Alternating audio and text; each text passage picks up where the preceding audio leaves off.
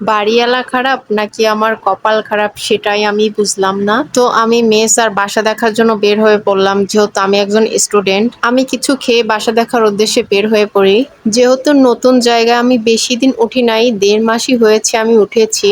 কারণ হঠাৎ করে বাড়িওয়ালা আমাকে ডেকে বলছে, তুমি ওঠার আগে আমাদের 2100 টাকা কারেন্ট বিল উঠতো, তুমি ওঠার পর থেকে আমাদের কারেন্ট বিল 4200 টাকা উঠতেছে।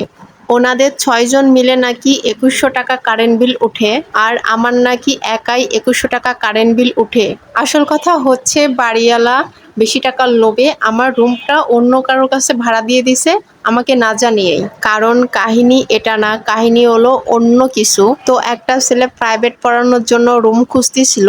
সে বলছে আমার টাকা নিয়ে কোনো সমস্যা নাই, আমি কিছু টাকা বেশি দিব না, আমার একটা রুম দিতে হবে। তো বাড়িওয়ালা মনে মনে ফোন দিয়ে আসছে কারেন্ট বিলের কথা বলেই ওকে বলবো সিট দেখো। আমি বাড়িওয়ালার মিথ্যাকে ধরে ফেলেছি। ওই লোভী বাড়িওয়ালাটা আমাকে 7 দিনের টাইম দিয়েছে, তুমি সিট দেখে চলে যাও, 2 দিনই তো সিট দেখতে লাগবে। তখন আমি বলছি আমার কারেন্ট বিল নিয়েই তো সমস্যা, ঠিক আছে আমি চলে যাব, তার আগে একটাই কথা, আমি কারেন্ট বিলের কাগজ দেখতে চাই। তো আমি খোঁজ নিয়েছি 10-15 দিন আগে নাকি কারেন্ট বিলের কাগজ দিছে। তো বাড়িওয়ালা আমাকে কারেন্ট বিলের কাগজ দেখাইতে চেয়েছিল, কিন্তু এখন কারেন্ট বিলের কাগজ দেখাচ্ছে না। তো আমি দোকানে খোঁজ নিয়েছি, কারেন্ট বিলের কাগজ নাকি 10 থেকে 15 দিন আগে দিয়ে দিছে। কারেন্ট বিলের কাগজ দেখতে চাইলে বাড়িওয়ালা অনেক রাগারাগি করে আর অনেক ঝামেলা করে। কারণ কারেন্ট বিলের কাগজ দেখালে হয়তো ওনার মিথ্যাটা ধরা পড়ে যাবে, এর জন্য। জানি না এভাবে কত স্টুডেন্টগুলোকে বাড়িওয়ালারা হ্যারাস করে।